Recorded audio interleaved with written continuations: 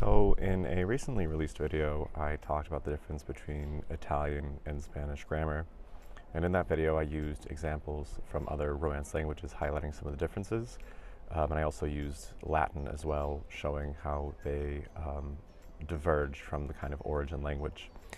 And a lot of you have been asking me to show more about that, about the history of the evolution of the Romance languages. So Spanish, like all the other Romance languages, it is a continuation of Vulgar Latin. And now when I say Vulgar Latin, I don't mean that the Latin was dirty or bad. It just means the Latin that people were speaking in kind of everyday life at that time period. All languages evolve. They go through a steady period of evolution, and Latin is no different. The way that we study Latin in school right now, we study Latin a very specific slice in time, but Latin was evolving before that and evolving after that.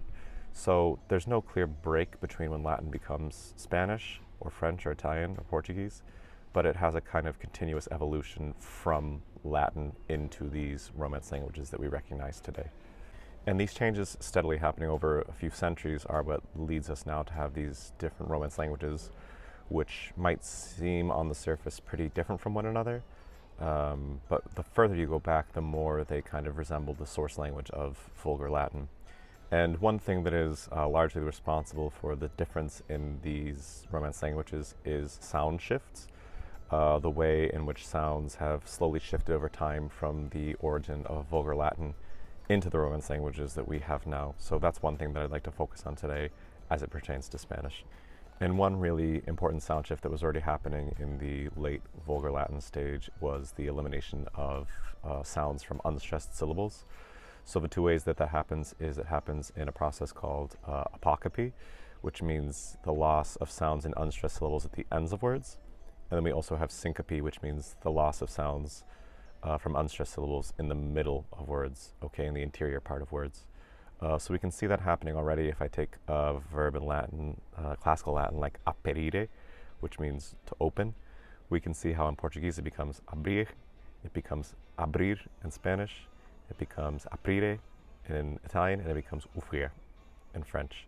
So that aperire, that e sound becomes lost because when you have the p and the r in such close proximity to one another, there's a tendency for that unstressed e sound to disappear over time. So that's why in most Romance languages we're left with a verb for to open that doesn't have that kind of internal e sound in the middle. And a good example of apocope can be seen in verb endings in classical Latin. For example, if I have a verb to sing, cantare in classical Latin, then the third person plural is cantant, but we can see that in Spanish it becomes cantan. So that final T sound goes away. That also happens in Italian where I have cantano, and it also happens in Portuguese where I have cantam. But then it actually does remain in French where I have chante, and that T sound, it's still in the written form, but it's only going to be pronounced if I have some kind of vowel sound coming after it. But we can see that kind of elimination of final consonant sounds is something that happens pretty frequently in the evolution of Latin to Romance languages. And the way in which these syncopes kind of create new consonant sounds in Spanish, it exists in a way that's kind of interesting because, for example, if I have a word like doubt in Latin, which would be dubitam, if I eliminate that initial or internal I sound and I'm left with dubtam, if I have that but and that ta together, the combination of those two sounds over time evolves into a the sound. So then I'm left with the final word in modern Spanish being duda. Because I had dubitam, the final M sound goes away, as those final consonant sounds often do. I have dubita. And then if I have dubta, that B and that T sound, it's not a consonant combination that exists very often in Spanish at all. And so that B and the T, when they come together, they kind of merge to create a da sound. So I'm left with the word duda. And I would say one thing that kind of marks Spanish as being kind of more frequently occurring as opposed to other Romance languages is the voicing of consonants between vowels. And when I say voicing, consonants can be voiced or unvoiced, which is whether the vocal cords are vibrating when the consonant is being produced or not.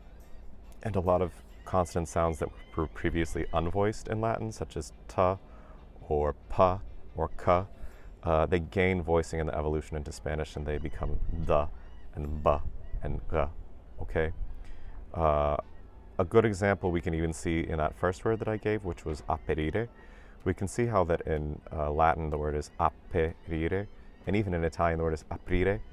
But in Spanish the word actually becomes abrir, so it changes from a p to a b sound because that p sound was originally between two vowels, and the consonant sounds between two vowels in Spanish, they generally gain voicing. It's something that is, I think, kind of a distinctive sound, especially when you compare Spanish to Italian, that Spanish has a lot more voiced sounds than Italian does. In that process, it also happened to an even further degree in Spanish. So sounds that were voiced between vowels in Latin, they go even kind of a degree higher, and they oftentimes become eliminated in Spanish. This is something that you can particularly see in the imperfect tenses for ER and IR verbs in Spanish. And a good example to highlight this kind of change going from Latin to Spanish is the verb cradle, which means to believe. The imperfect in Latin for the third person singular would be credebat, but then in Spanish we actually have creía. So both the da sound and the ba sound became eliminated, and the final T sound also became eliminated. So we can see how that da sound in the middle of vowels and that ba sound in the middle of vowels, they both became eliminated in modern Spanish, and we're left with creía, which formerly in Latin again was credebat. And again, when we compare that to something like Italian, it's much more preserved as compared to Latin. To say the same form for that verb in Italian would be credeva, credeva. So we can see the da sound and the b sound became a va, but it's still more preserved than it is in Spanish, where it becomes completely eliminated. And another word that I think highlights this very well is the Latin verb leghul, which means I read. And in the imperfect, the third person singular imperfect, that verb would be legebat, but we're left in modern Spanish of leía, because that g sound disappeared into becoming eliminated completely, and the b sound also disappeared. The voiced b sound got eliminated completely from the original word. And then again, if we compare that to Italian, Italian is much more similar to Latin, where we have leggeva.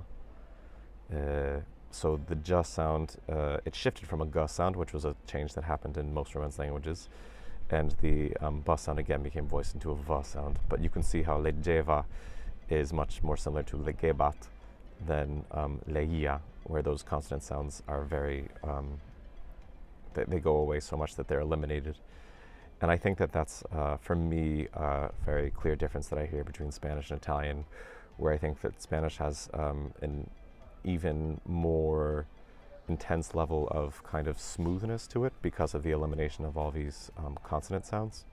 I think Italian is a very smooth language as well in the kind of scheme of world languages, but I think that Spanish has an even higher level of kind of flow to it because of that elimination of these kinds of sounds. So vowels kind of flow into one another to a higher degree in Spanish than they do in Italian. So the evolution of the Romance languages, it's a pretty complex topic. So as much as I would love to talk more about it in one video, I think I'm going to separate it into multiple different videos to kind of be able to discuss the topics with enough kind of examples and detail to give you a kind of better idea about how Latin evolved into Spanish. So there are a lot of other aspects that I'm going to discuss in following videos in the future, but for now I'd like to leave you with those ideas of apocope, syncope, and also the idea of voicing in Spanish and the elimination of voiced consonants going from Latin into Spanish. So hopefully this video was able to kind of give you an idea of how Spanish evolved from Latin in a kind of different way than Italian or the other Romance languages. And I'm going to be releasing more videos in the future about this topic. It's going to be an ongoing series. And for more videos, be sure to subscribe to my channel, Mappa Mundi Languages. And I'm going to release a video every Friday for you.